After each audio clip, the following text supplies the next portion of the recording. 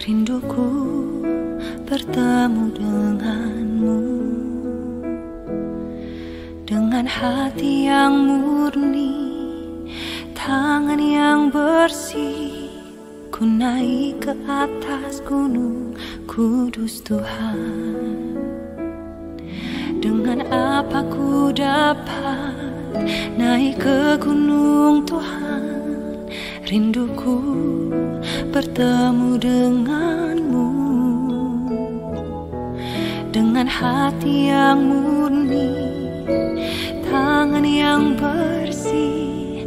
Ku naik ke atas gunung kudus Tuhan. Walau gelombang badai menerpaku, kan tetap berdiri tegak memandang wajah-Mu Tuhan. Takkan ku serahkan hidup kepada dunia ini, setia selesaikan pertandingan. Aku berjanji mengejar yang berkenan kepada Bapa. Kebenaran, damai sejahtera, sukacita oleh Roh Kudus. Aku berjanji hidup dalam kekudusan bersama Bapa.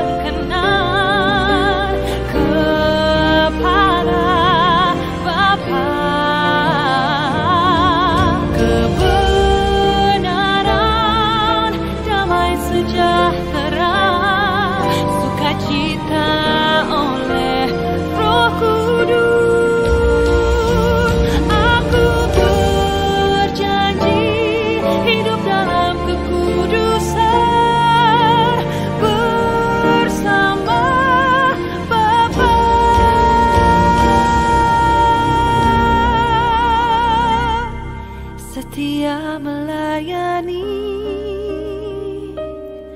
perasaan Bapa.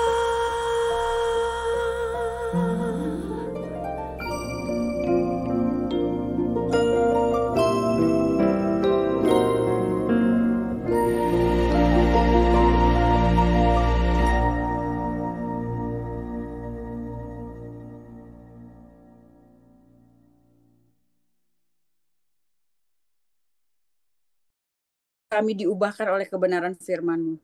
Tuhan, ampuni setiap dosa kesalahan kami, Tuhan. Sebab kami tahu, Tuhan, Kau Bapa yang Maha Pengasih dan Penyayang yang akan mengampuni kami, Tuhan. Tuhan, kami serahkan ibadah hari ini ke dalam tangan-Mu, biar Roh Kudus mengambil alih. Engkau yang bekerja di gedung gereja Patmos Lapas Nabire ini. Biar Roh Tuhan sendiri yang akan membawa jiwa-jiwa masuk ke dalam gereja. Dan Roh Tuhan yang akan menginsyafkan kami, memberi pengertian kepada kami. Tuhan, terima kasih ya Tuhan. Kami percaya Tuhan, Engkau Tuhan yang mau mengalirkan kasih-Mu kepada kami Tuhan. Sebab Engkau adalah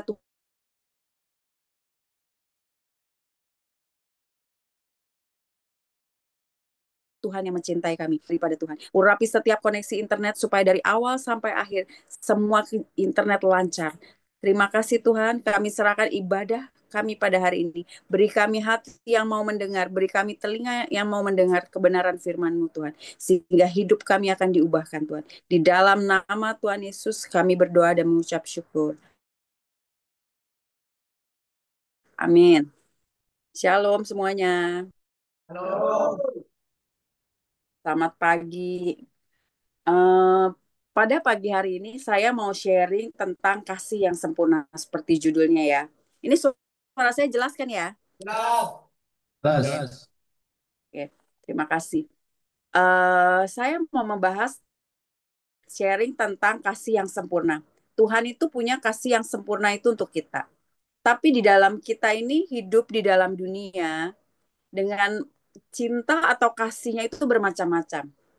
Ada cintanya yang berdasarkan value, berdasarkan nilai, berdasarkan pencapaian kita atau syarat-syarat tertentu. Misalnya, aku mencintai kamu karena kamu baik, kamu pintar, kamu royal atau apapun itu. Jadi, orang itu mencintai berdasarkan ada nilai tertentu. Nah, jenis cinta ini paling banyak ya di dunia ini. Terus kemudian ada cinta yang namanya cinta transaksional, di mana aku cinta kamu, aku mengasihi kamu kalau kamu memberikan suatu keuntungan untuk aku. Jenis cinta ini yang namanya cinta membutuhkan timbal balik. Cinta dua arah ya. Apa yang aku dapat kalau aku itu mencintai atau mengasihi kamu. Ini yang namanya cinta transaksional. Atau ada juga cinta bersyarat. Aku mencintai kamu kalau kamu itu nurut. Tapi ada syarat-syaratnya.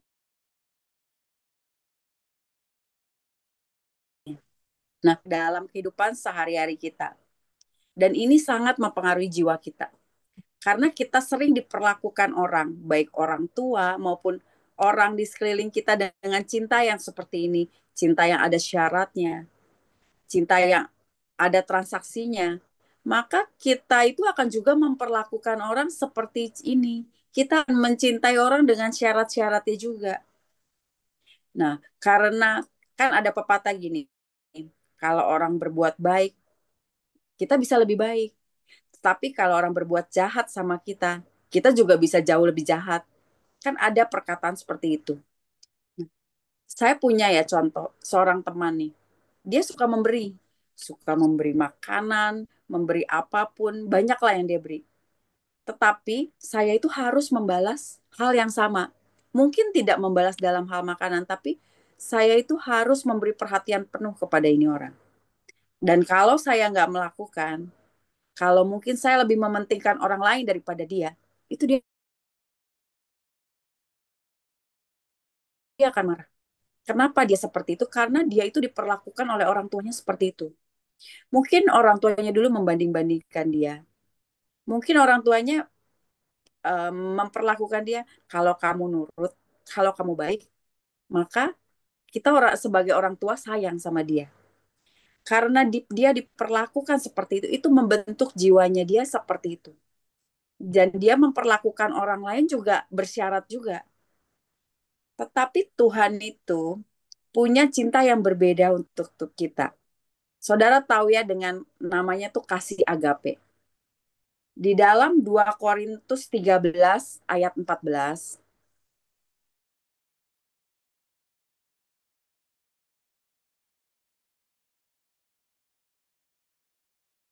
dalam 2 Korintus, kasih karunia yang luar biasa dari Tuhan Bapa kita, Yesus Kristus, kasih yang melimpah itu kasih yang luar biasa. Persahabatan yang erat dengan Roh Kudus menyertai kamu sekalian. Jadi di dalam ayat ini yang mengasihi kita tuh Bapa, Putra, dan Roh Kudus. Itu yang namanya kasih agape.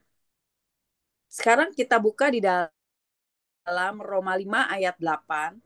Roma 5 ayat 8.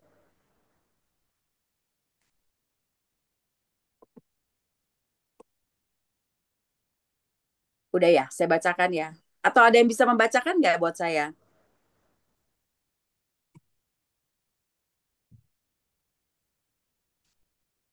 Saya bacakan aja ya, Roma 5 ayat 8.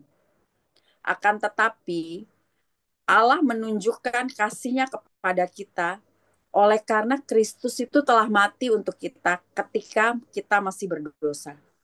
Jadi ketika kita masih berdosa ya, kita masih bohong, kita masih mencuri, ketika kita masih marah, khawatir, takut, ketika mulut kita tuh masih penuh cacian, mulut kita masih penuh gosip, Yesus itu sudah mati bagi kita. Ini yang namanya kasih tidak bersyarat atau kasih agapenya Tuhan. Kan Tuhan nggak pernah bilang ya, kamu rajin baca Alkitab dulu, baru aku mengasihi kamu. Kamu bertobat dulu, baru aku mencintai kamu. Tuhan itu nggak pernah bilang begitu. Jadi waktu saudara masih berdosa, saudara kita masih tidak layak, bahkan ketika saudara masih menggunakan narkoba, Yesus itu sudah menunjukkan kasihnya. Cintanya Tuhan itu cinta satu arah. Dia nggak nunggu respon kita, pun respon kita. Apakah kita akan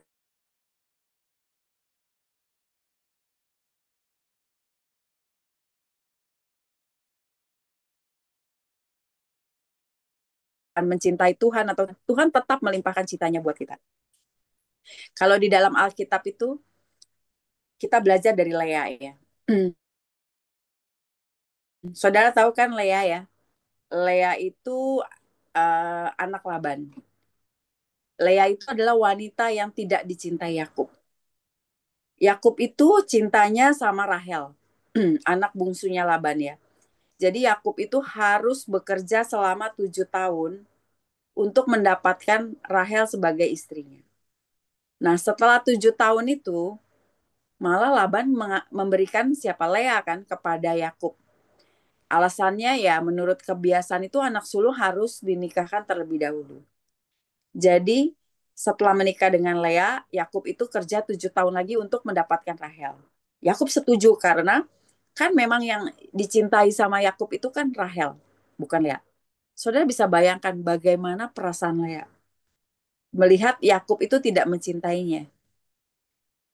Lea itu tetap merasakan tidak dicintai oleh Yakub. Tapi Tuhan itu sangat mencintai Lea. Walaupun yang dicintai Lea itu adalah Yakub. Di dalam Kejadian 29, di dalam Kejadian 29 ayat 31 sampai 32.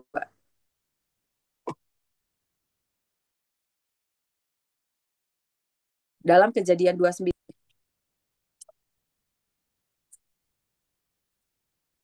Kejadian 29 ayat 31 sampai 32. Sudah ya? Udah ketemu?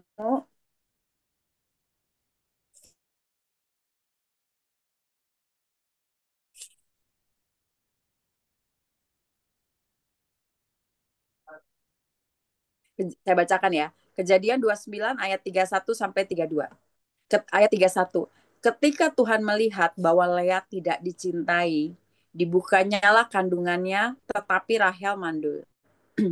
Lea mengandung, lalu melahirkan seorang anak laki-laki dan menamainya Ruben. Sebab katanya, sesungguhnya Tuhan telah memperhatikan kesengsaraanku, sekarang tentulah. Saudara lihat ya, yang dicari Lea itu adalah cinta suaminya, bukan cintanya Tuhan.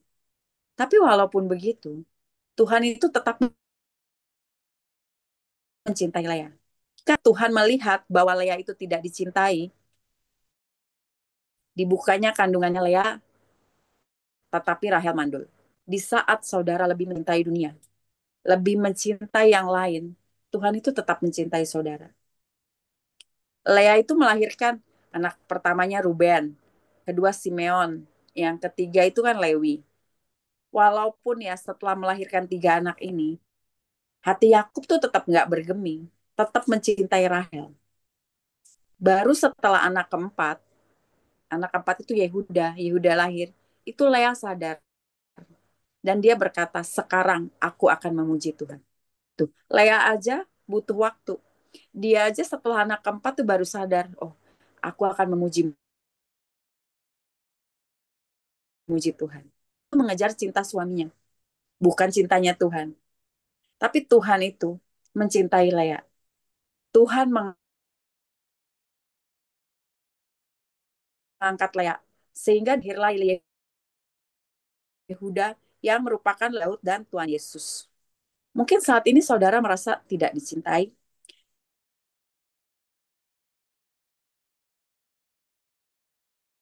tidak dihargai, baik harus tahu. Tuhan itu mencintai saudara untuk hidup saudara, seperti Lea. Kemudian yang kedua itu adalah Lazarus. Saudara tahu ya Lazarus ya. Kita buka di Yohanes 11 ayat 3 sampai 6. Yohanes 11 ayat 3 sampai 6.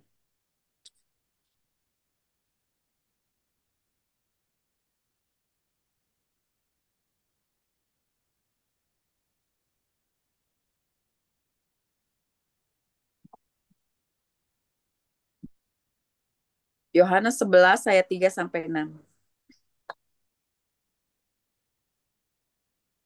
Saya bacakan ya. Dan Lazarus yang sakit itu adalah saudaranya. Kedua perempuan itu mengirim kabar kepada Yesus, Tuhan, dia yang engkau kasihi sakit. Ayat 4. Ketika Yesus mendengar kabar itu, ia berkata, penyakit itu tidak akan membawa kematian, tetapi akan menyatakan kemuliaan Allah. Sebab oleh penyakit itu anak Allah akan dimuliakan. Yesus memang mengasihi Marta dan kakaknya dan Lazarus. Ayat 6, namun setelah didengarnya bahwa Lazarus sakit, ia sengaja tinggal 2 hari lagi di tempat di mana ia berada. Yesus itu dikatakan dia mencintai Marta, kakaknya, dan Lazarus kan.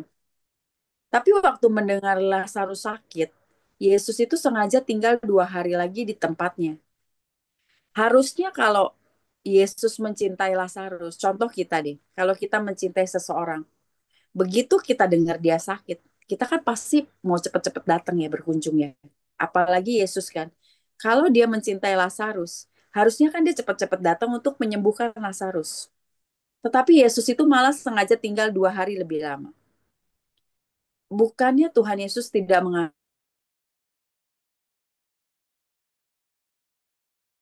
Lazarus, tapi akan menyatakan kemuliaan Tuhan. Karena membangkitkan Lazarus jauh lebih besar kemuliaannya daripada menyembuhkan Lazarus. Kadang Tuhan itu ya mengizinkan kita itu untuk melewati mungkin beberapa waktu kita penuh dengan air mata. Sepertinya kok kita ini didiemin sama Tuhan. Sepertinya Tuhan itu membiarkan kita. Bukan karena Tuhan tidak mencintai kita, tetapi ada kemuliaan yang akan Tuhan nyatakan dari apa yang kita alami. Makanya kita harus belajar hatinya Tuhan yang sangat mencintai kita. Kalau Tuhan mengizinkan kita untuk menunggu, walaupun sepertinya kita kalah, sepertinya tidak ada pertolongan Tuhan. Tapi saudara harus belajar percaya. Ujungnya ada kemuliaan Tuhan yang akan dinyatakan dalam hidup kita. Amin. Kemudian Petrus. Kita membahas tentang Petrus. Pada waktu Yesus dan murid-muridnya itu di Bukit Zaitun, mereka kan berdoa ya di Bukit Zaitun. Yesus kan berkata gini, malam ini semua akan terguncang imanmu karena aku.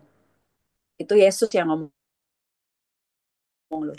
Terus Petrus bilang, Tuhan, biarpun iman mereka semua tergoncang, tetapi aku enggak ya Tuhan. Sekalipun aku harus mati bersama-sama engkau, aku enggak akan menyangka engkau. Itu katanya Petrus. Tetapi ujungnya apa? Petrus itu menyangkal Yesus itu 3 kali. Inilah yang namanya manusia. Selalu bikin janji, tapi tidak menepati. Tapi kita buka ya di dalam Yohanes 21 ayat 15 sampai 17. Yohanes 21 ayat 15 sampai 17.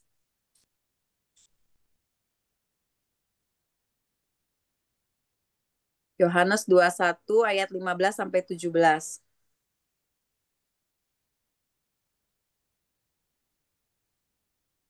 Yohanes 21 ayat 15 sampai 17 firman Tuhan. Oke. Gembalakanlah domba-domba aku. Ayat 15 terus. Simon anak Yohanes, apakah engkau mengasihi aku lebih daripada mereka ini? Jawab Petrus kepadanya, benar Tuhan, engkau tahu bahwa aku mengasihi engkau. Kata Yesus kepadanya, gembalakanlah domba-dombaku. Tanya untuk kedua kalinya, Simon, anak Yohanes, apakah engkau mengasihi aku? Jawab Petrus kepadanya, benar Tuhan, engkau tahu bahwa aku mengasihi engkau. Kata Yesus kepadanya, gembalakanlah domba-dombaku. Ayat 17. Kata Yesus kepadanya untuk ketiga kalinya, Simon, anak Yohanes, apakah engkau mengasihi aku? Maka sedih hati Petrus karena Yesus berkata untuk ketiga kalinya, apakah engkau mengasihi aku? Dan ia berkata kepadanya, Tuhan, engkau tahu segala sesuatu, engkau tahu bahwa aku mengasihi engkau. Kata Yesus kepadanya, gembalakanlah domba-dombaku. Amin. Nah, saudara lihat, setelah Petrus itu, ini kan kejadian setelah Petrus itu menyangkal Yesus 3 kali ya. Yesus itu menemui Petrus. Yesus bertanya gini, Simon anak Yohanes, apakah engkau mengasihi aku?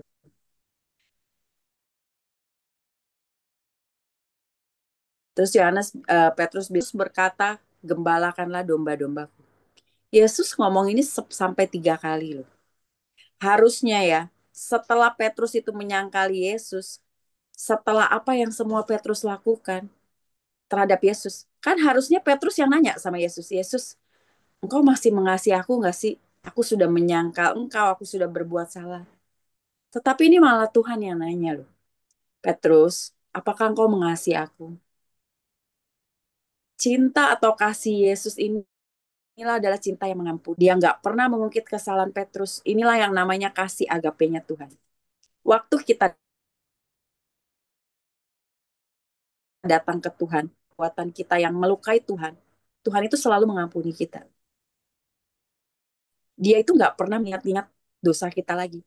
Tetapi kenapa kalau orang yang melakukan kesalahan itu kita sering mengungkit-ungkitnya? Nah, pada waktu Yesus bertanya nih sama Petrus, apakah kamu mengasihi aku? Ya Tuhan, aku mengasihi engkau.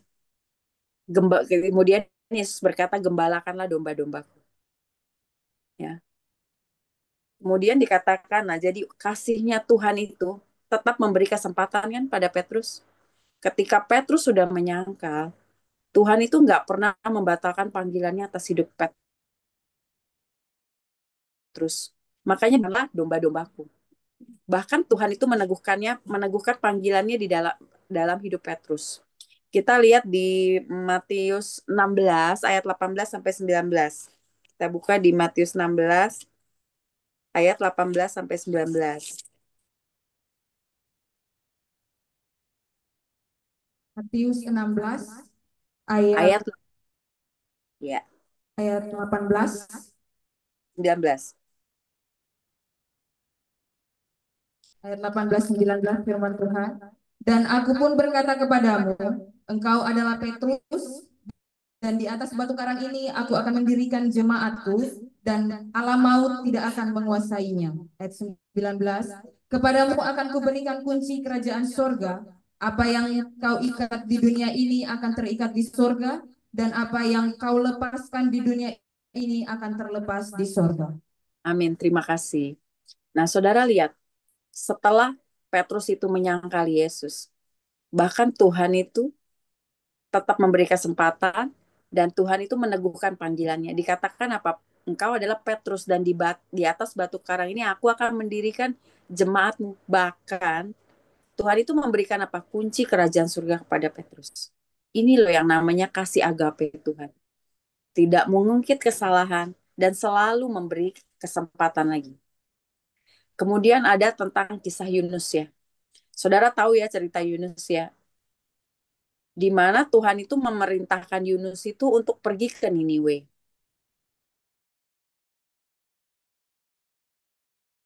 Karena Tuhan itu nggak mau Niniwe dihukum. Tetapi bukannya taat sama Tuhan nih, Yunus malah lari ke Tarsis. Jadi di dalam perjalanannya itu kan Tuhan mengirimkan badai yang besar ya. Dan karena Yunus mengaku nih bahwa ia penyebab badai itu, maka dibuanglah Yunus ke laut sehingga masuk ke dalam perut ikan. Nah, setelah keluar dari perut ikan ini, Yunus itu pergi ke Niniwe menyerukan pertobatan. Dan akhirnya apa? Niniwe bertobat kan. Sehingga Tuhan tidak jadi menghukum Niniwe. Terus apa reaksi Yunus? Kita lihat di dalam Yunus 4 ayat 1 sampai 3. Yunus 4 ayat 1 sampai 3 firman Tuhan. Tetapi hal itu sangat mengesalkan hati Yunus, lalu marahlah ia. Dan berdoalah ia kepada Tuhan, katanya, "Ya Tuhan, bukankah telah kukatakan itu ketika aku masih di negeriku?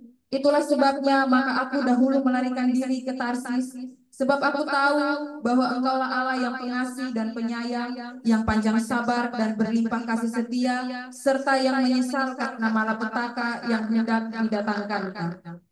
Jadi sekarang ya Tuhan, cabutlah kiranya nyawaku, karena lebih baik aku mati daripada hidup." Amin. Terima kasih. Nah, Tuhan itu mencintai dan mengampuni Niniwe dari segala kejahatannya, walaupun kejahatannya itu sudah pada puncaknya ya. Tapi Tuhan itu tetap memberi kesempatan kepada Niniwe. Tapi lucunya, Yunus tuh jadi marah waktu lihat Tuhan mengampuni Niniwe. Waktu, nah kan dibilang, Tuhan, kan bukankah aku katakan, itulah engkau itu Tuhan yang baik. Engkau nggak akanlah membawa malapetaka kepada Niniwe. Loh kok jadi Yunus yang marah? Tapi waktu Tuhan itu melihat Yunus marah, Tuhan itu malah menghibur Yunus tuh dengan memberikan pohon jarak. Saudara bisa baca ya di ayat-ayat berikutnya ya. Aneh kan? Harusnya waktu melihat Yunus itu melihat Niniwe bertobat dan Tuhan tidak menghukum Niniwe, harusnya kan Yunus senang. Tapi malas ini pernah dibantai oleh Niniwe. Kenapa Yunus yang Tuhan suruh untuk pergi ke Niniwe? Padahal Tuhan tahu loh, Yunus itu punya dendam pribadi sama Niniwe. Tuhan itu mencintai Yunus. Sehingga memaksa Yunus untuk ke Niniwe supaya Yunus itu sembuh dari luka-lukanya, sembuh dari dendam dan amarahnya terhadap Niniwe. Tuhan itu lagi mau ajarin ke Yunus ini loh cinta agapenya. Supaya Yunus bisa mengampuni Niniwe. Dan Tuhan juga sangat mencintai Niniwe tentunya. Dan dia tetap memberikan kesempatan supaya Niniwe tidak dihukum. Sama seperti Niniwe, Tuhan itu juga mencintai kita. Walaupun kejahatan kita banyak di mata Tuhan. Tapi Tuhan itu selalu mencari cara supaya kita itu bisa berbalik kepada Tuhan dan tidak menerima hukuman. Itu yang namanya kasih yang sempurna dari Tuhan. Kemudian ada kisah tentang wanita yang berdosa. Yesus itu diurapi oleh wanita berdosa. Kita lihat dalam Lukas 7 ayat 36 sampai 48. Lukas 7 ayat 36 sampai 48.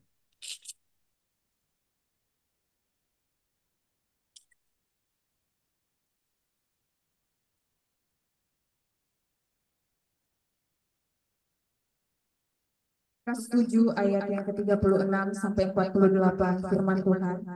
Yesus diurapi oleh perempuan berdosa. Seorang Farisi mengundang Yesus untuk datang makan di rumahnya. Yesus datang ke rumah orang Farisi itu lalu duduk makan. Di kota itu ada seorang perempuan yang terkenal sebagai seorang berdosa. Ketika perempuan itu mendengar bahwa Yesus sedang makan di rumah orang Farisi itu, datanglah ia membawa sebuah guli-guli pulang berisi minyak wangi. Sambil menangis ia pergi berdiri di belakang Yesus dekat kakinya, lalu membasahi kakinya itu dengan air matanya dan menyekanya dengan rambutnya. Kemudian ia mencium kakinya dan meminyakinya dengan minyak wangi itu. Ketika orang Farisi yang mengundang Yesus melihat hal itu, ia berkata dalam hatinya, "Jika ia ini nabi, tentu ia tahu siapakah dan orang apakah perempuan yang menjamahnya ini. Tentu ia tahu bahwa perempuan itu adalah seorang berdosa." Lalu Yesus berkata kepadanya, "Simon, ada yang hendak kukatakan kepadamu." Sahut Simon, "Katakanlah, Guru." Ada dua orang yang berhutang kepada seorang pelepas uang, yang seorang berhutang 500 dinar, yang lain 50. Karena mereka tidak sanggup membayar, maka ia menghapuskan hutang kedua orang itu. Siapakah di antara mereka yang akan terlebih mengasihi dia? Jawab Simon, "Aku kira dia yang paling banyak dihapuskan hutangnya." Kata Yesus kepadanya, betul pendapatmu itu. Dan sambil berpaling kepada perempuan itu, ia berkata kepada Simon, engkau lihat perempuan ini? Aku masuk ke rumahmu, namun engkau tidak memberikan aku air untuk membasuh kakiku, tetapi dia membasahi kakiku dengan air mata dan menyekanya dengan rambutnya. Engkau tidak mencium aku, tetapi sejak aku masuk, ia tiada henti-hentinya mencium kakiku. Engkau tidak meminyaki kepalaku dengan minyak, tetapi dia meminyaki kakiku dengan minyak wangi. Sebab itu aku berkata kepadamu, Iya, dosanya yang banyak itu telah diampuni, sebab ia telah banyak berbuat kasih. Tetapi orang yang sedikit diampuni, sedikit juga ia berbuat kasih. Lalu ia berkata kepada perempuan itu, dosamu telah diampuni. amin. Wanita ini adalah wanita berdosa. Ya memang nggak disebutin ya dosanya apa.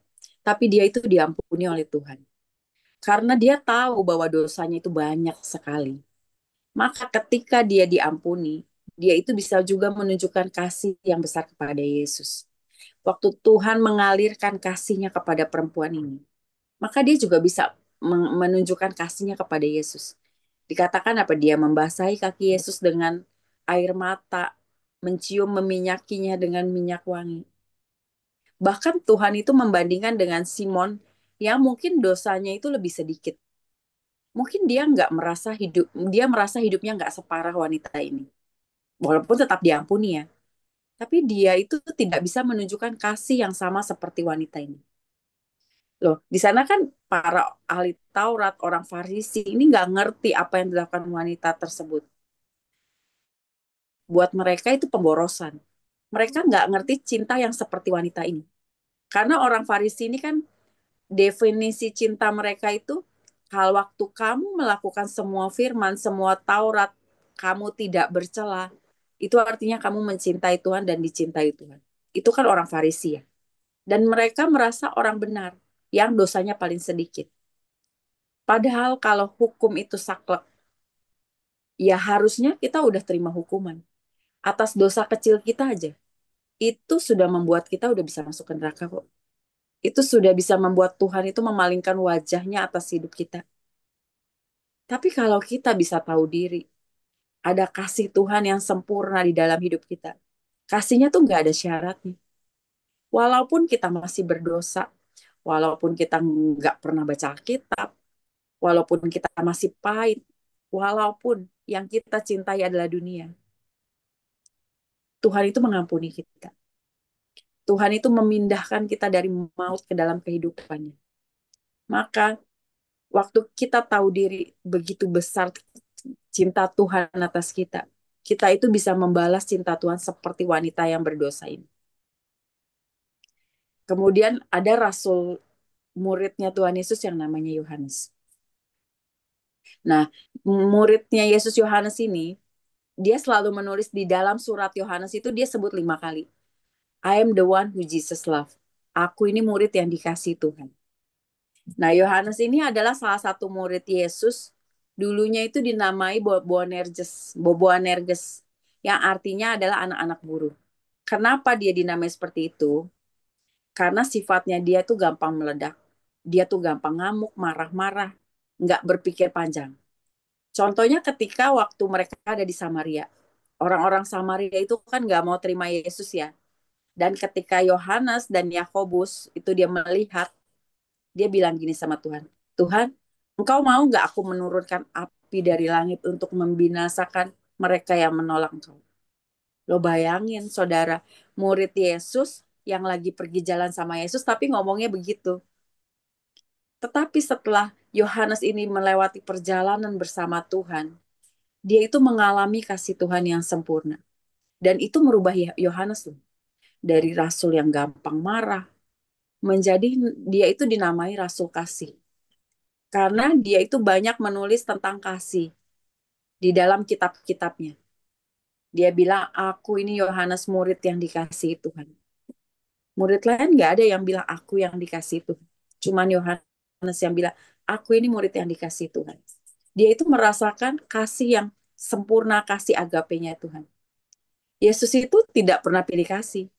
Bukannya cuma Yohanes yang dikasih, semua muridnya dikasih oleh Yesus kan. Bahkan dia itu pun mengasihi Yudas yang sudah mengkhianatinya. Dia mengasihi Petrus yang sudah menyangkalnya. Tapi Yohanes ini bisa teguh berkata, aku yang dicintai Yesus.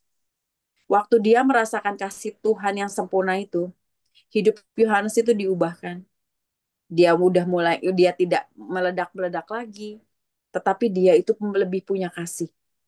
Maka Yohanes itu bisa menyalurkan kasih yang dia terima dari Tuhan itu kepada orang yang membacakan kitabnya. Apakah saudara yakin Yesus itu mengasihimu? Apakah saudara itu bisa berkata, aku ini orang yang dicintai Tuhan? Memang cinta Tuhan itu nggak bersyarat. Cinta Tuhan itu one way, satu pihak.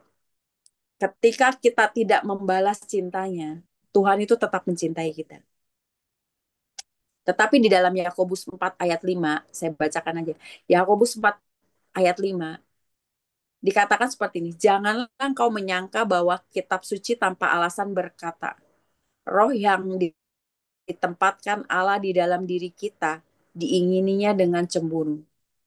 Kalau di dalam versi muda dibacanya, dikatakan seperti ini, roh yang disuruh Allah tinggal di dalam diri kita, dengan cemburu menginginkan kita untuk diri Tuhan sendiri. Jadi Tuhan mengharapkan kita mencintai dia nggak? Mengharapkan kan? Loh, tadi bilangnya tidak ada syarat. Betul, tidak ada syarat. Bedanya, ketika kita belum membalas cintanya Tuhan, Tuhan itu tetap setia menunggu cinta kita. Loh, sambil menunggu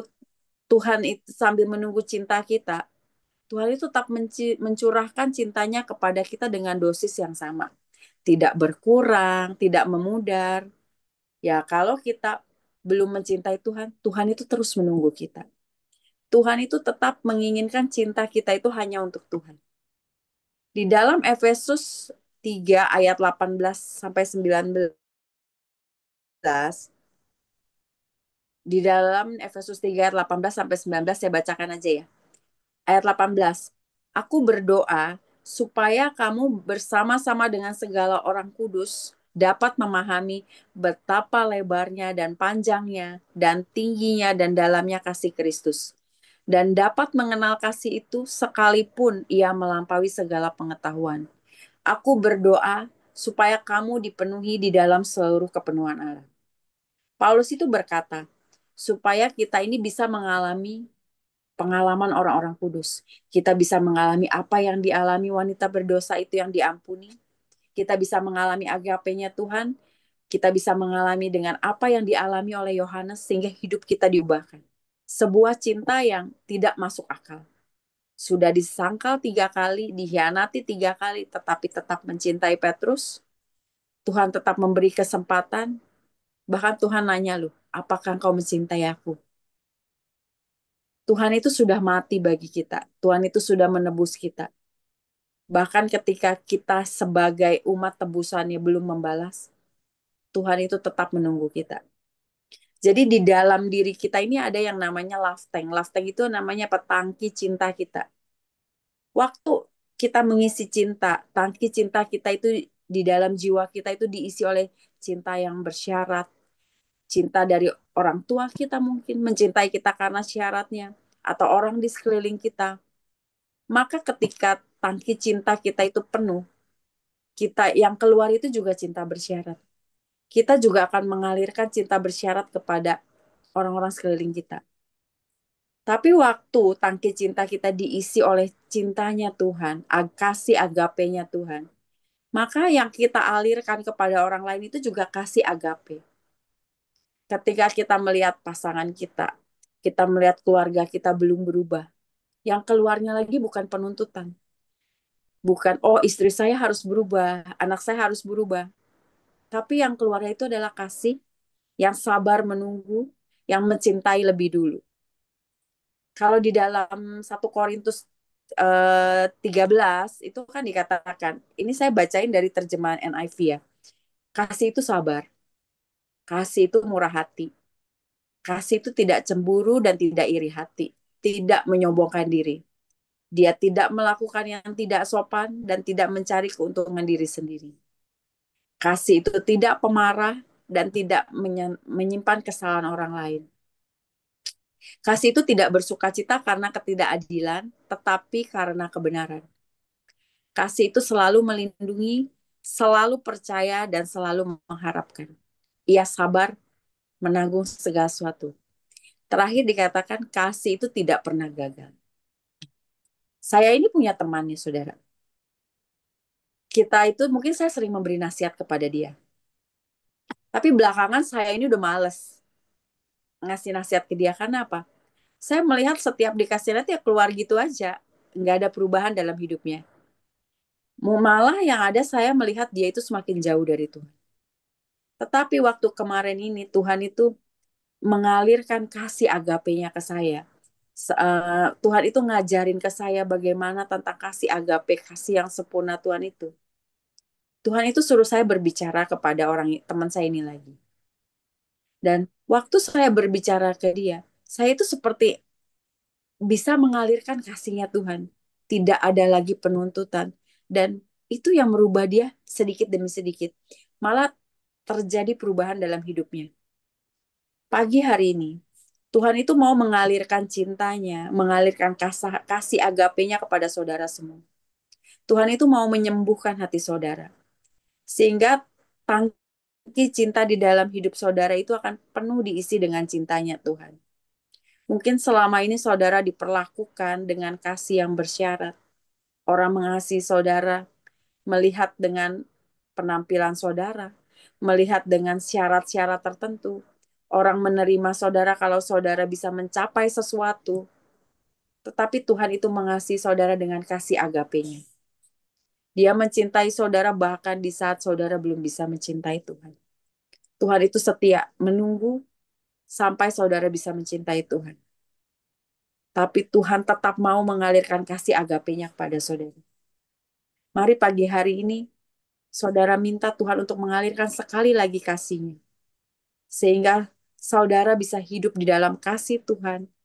Dan saudara tahu bahwa saudara itu sangat dicintai Tuhan. Waktu saudara bisa hidup di dalam kasih agape Tuhan, saudara bisa mengalirkan kasih Tuhan kepada orang lain, kepada saudara-saudara, dan kepada keluarga saudara. Amin. Tuhan Yesus memberkati. Mari kita berdoa ya. Bapa di dalam nama Tuhan Yesus, terima kasih ya Tuhan untuk setiap kebenaran-Mu Tuhan. Tuhan, terima kasih Tuhan. Engkau Tuhan yang mencintai kami Tuhan. Tidak peduli Tuhan apapun kondisi kami. Tidak peduli Tuhan. Engkau tahu kami nggak pernah layak kok Tuhan. Kami nggak bisa mencintai Engkau Tuhan. Tapi kami tahu Tuhan, Engkau yang terlebih dahulu mencintai kami Tuhan. Ampuni kami ya Tuhan. Tapi Tuhan pada pagi hari ini Tuhan, kami minta Tuhan, alirkan sekali lagi Tuhan, kasih agape-Mu atas hidup kami Tuhan. Isi Tuhan jiwa kami Tuhan. Isi tangki cinta kami dengan dengan kasih yang sempurna daripada-Mu Tuhan. Sehingga kami hidup di dalam kasih yang sempurna itu Tuhan. Kami tahu Tuhan kami dicintai Engkau Tuhan. Kami tahu Tuhan Engkau Bapa yang mengasihi kami. Dan Tuhan Engkau tidak pernah membatalkan panggilan-Mu atas hidup kami Tuhan. Dan kami percaya Tuhan pada waktu hidup kami Tuhan dikasih oleh Engkau, pada waktu kami tahu kami dicintai Tuhan, kami merasakan kasih yang sempurna daripada-Mu Tuhan, hidup kami akan diubahkan Tuhan. Terima kasih ya Tuhan untuk setiap kebenaran firman-Mu Tuhan. Kami percaya Tuhan setiap firman yang ditabur Tuhan tidak akan pernah kembali sia-sia tapi akan bekerja di dalam setiap hidup kami Tuhan. Terima kasih Bapa, terima kasih Tuhan. Kau memberkati setiap jemaat Tuhan yang mendengar kebenaran firman-Mu. Biar Roh Kudus tetap bekerja di dalam hidup mereka Tuhan. Sampai hidup mereka diubahkan Tuhan. Terima kasih Tuhan. Sekarang angkat tanganmu terima berkat. Ayo saudara mari berdiri ya, terima berkat dari Tuhan.